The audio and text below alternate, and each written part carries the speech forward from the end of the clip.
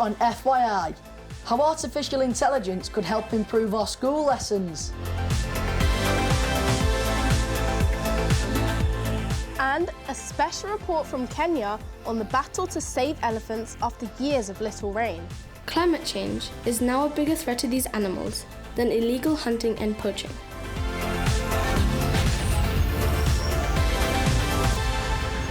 This is FYI for your info, where we bring you the week's biggest news stories. And first, to the war between Israel and Palestinian militant group Hamas.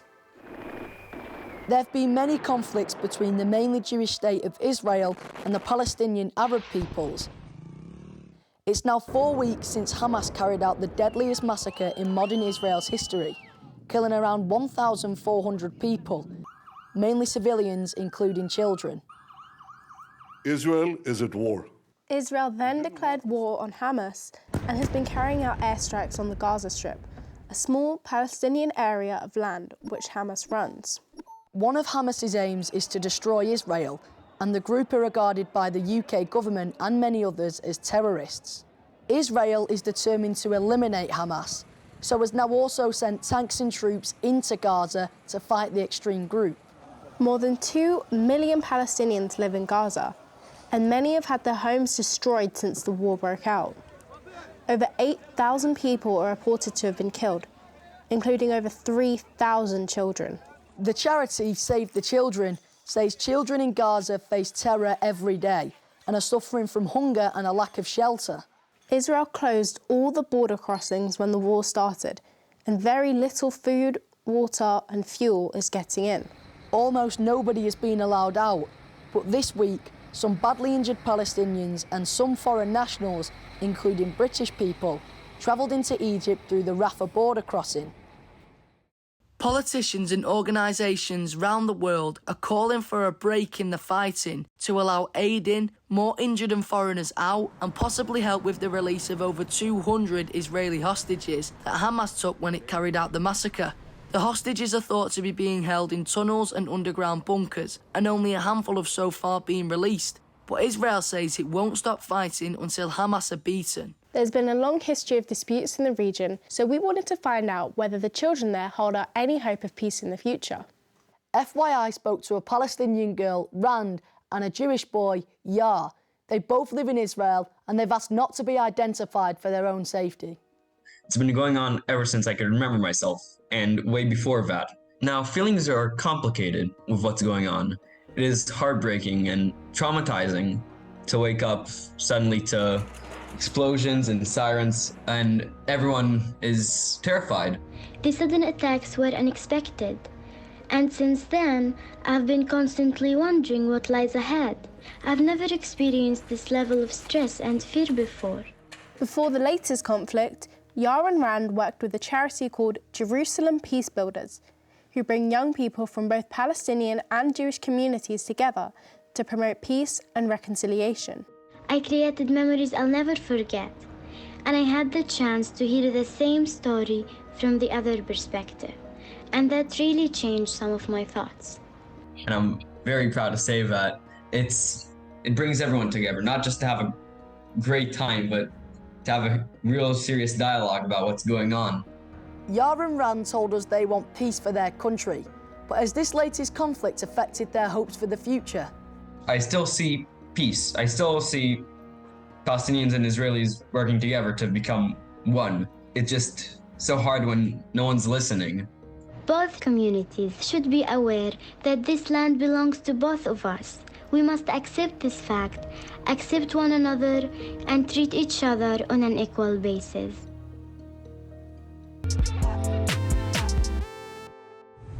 Now to the natural world for this week's fake news or fact. We read that 6 dinosaur trees were planted this week in Kent. They apparently got their name because they were thought to have gone extinct about 70 million years ago at the time of the dinosaurs. Could this story be for real? We'll let you know later in the show. It's been another week of extreme weather across Britain, with gale-force winds and torrential rain. But as the world's climate changes, there are actually some countries suffering terrible droughts. And for the latest in our series on how the climate crisis is affecting wildlife, we head to the African country of Kenya, home to endangered elephants.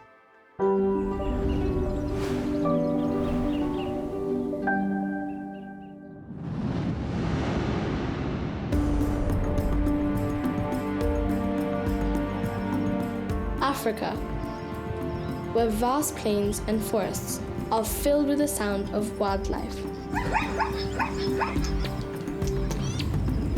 There is nowhere else like it on Earth, and yet we are destroying it.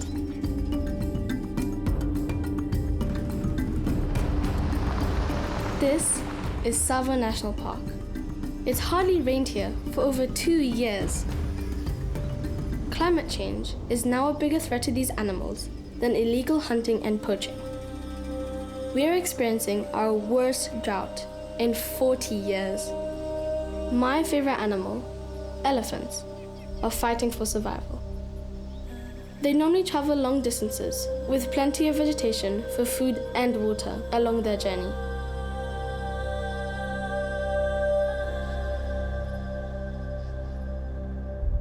After 2.5 years of little rain, the rivers are no longer flowing.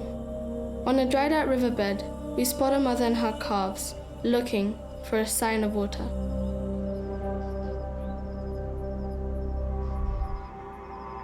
This heartbreaking footage that I found shows what happens when the water runs out. This young elephant has collapsed and is barely breathing. He was discovered by tourists. Every hour counts. So, the calf was rehydrated with a drip, while a helicopter was scrambled. He was flown to a specialist care center for sick elephants. The little calf was named Amoli by his rescuers. He survived, but only just.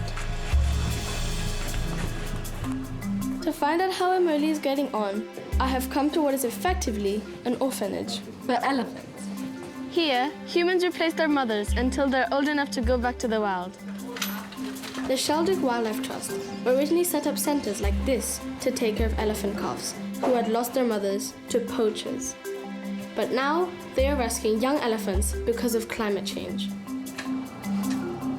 And this is Molly, Yeah. one of the drought victims. Hi, Molly.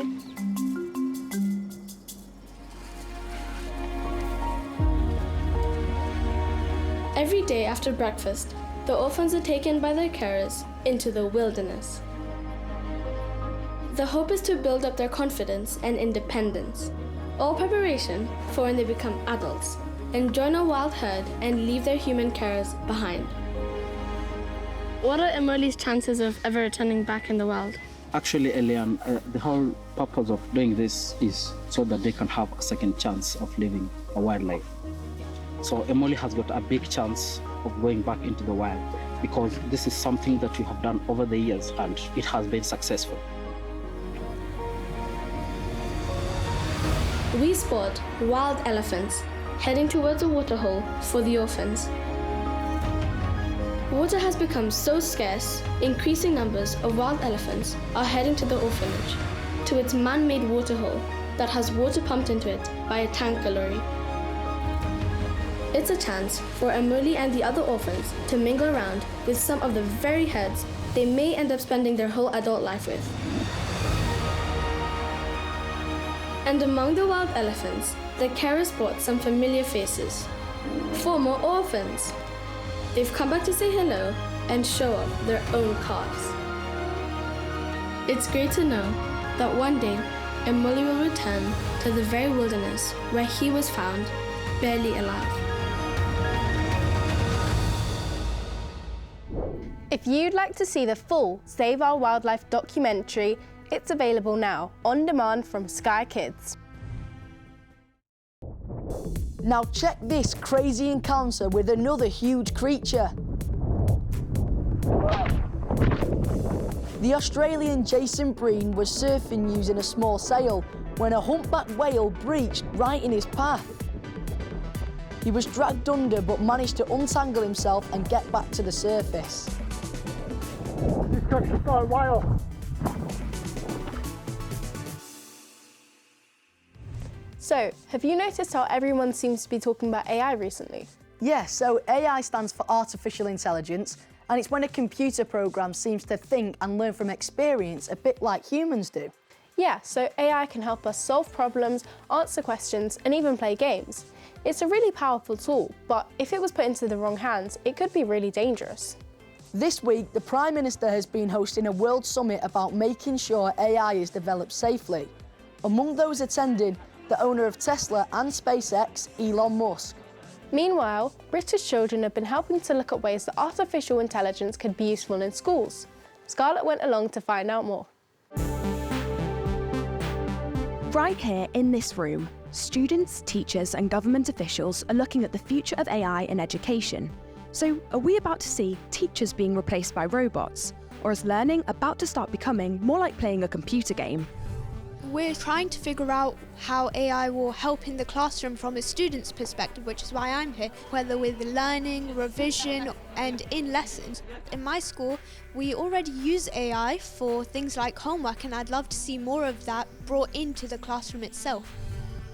I do like the idea of us being able to use it in classrooms. I think some of the concerns are obviously plagiarism. You never know if everyone's going to use it correctly or unfairly, because there are certain students who are going to be willing to put in the work so that they themselves understand, and there are going to be others who just cheat, memorise whatever ChatGPT is giving them. So you'd never know whether it's right or wrong? So she speaks French, I don't. Everyone here is looking at how ChatGPT could help them learn languages. And right behind me is Gillian Keegan, the Secretary of State for Education. It's been fantastic to be here with all of those different people, just experimenting, thinking, and really realising the opportunity. At a basic level, AI can help teachers with lesson planning and creating quizzes, because AI is like having a really smart assistant that can help us do things faster. You're doing your mocks at the moment, right? So the teachers, it takes them a long time to mark them, and they said what we could do actually using AI is we could speed up the marking, we could personalise to Scarlett what additional areas she needed to focus on. That was just a simple example that they came up with just now. AI does make mistakes and it isn't that reliable all the time. So is that something you're concerned about, and how would you manage that? But a lot of the work that we're doing is to make sure that we sort of train AI specifically for our curriculum, and then we test it, we give it the test as well, so we make sure that it's accurate. Will our teachers start to be replaced by AI? Definitely not. I mean, nobody would want it, but also, I mean, teachers are there to inspire you. Teachers are there for you to confide in. Teachers are there to educate you. That is what teachers do. Now, if you caught the Rugby Union World Cup final in Paris last weekend, you'll have seen Rugby Mad British boy Jacob, who had the honour of carrying out the match ball. Well, we're delighted to say that Jacob joins us in the studio now. So, what was it like stepping out in front of 80,000 spectators at the famous Stade de France? I was quite scared to be stepping out, but as a rugby fan, it was a dream come true. So how did it all come about, you know? Why was it you? A phone call out of the blue to my dad, and it was because of my love for rugby, and I was very shocked when I found out. Now, obviously, you don't let your limb difference get in the way, but I play rugby and it's a very intense sport. So why would you pick rugby of all sports? I got bored of playing football, and my dad got speaking to the coach, and he said I wanted to give rugby a try, and I've just been playing it ever since then. And lots of people call you an inspiration. What would you say to that? I'm flattered that people think I'm an inspiration, but I believe I just play rugby and I love the game, and hopefully people see my story and think, well, if he can play rugby, I can play rugby. So as well as being able to present the players with the match ball, something else amazing came about, didn't it? There's an 8-foot statue that's been made of me, and it's been travelling around France during the Rugby World Cup, and it's coming back home. Where's it going to go? Outside. Surely it can't go in your bedroom. No, sadly. But it's going to go outside of the rugby club. Brilliant. So, what did you make of our story about the so-called dinosaur tree being planted in Britain? Well, it's actually a fact. Its real name is the Wallamai pine tree, and it was thought to have gone extinct at the time of the dinosaurs, until the amazing discovery of a small group of the trees in a remote part of Australia. And that's just about it for this week, but we wanted to leave you with some of the winners of this year's Ballon d'Or, which honours the world's top footballers. Winner of the Best Male Player for a record 8th time was Lionel Messi, captain of World Cup winners Argentina. top female player was Aitana Bonmati, a midfielder in Spain's World Cup winning team. Congratulations to England's Jude Bellingham, who won Best Under-21 Player. And to Norwegian Erling Haaland, who won Best Striker. And Erling Haaland also happens to play for Manchester City, who actually went on to win Men's Club of the Year. Just saying. Okay, Braden, we get it. But anyways, we'll see you next week. Bye!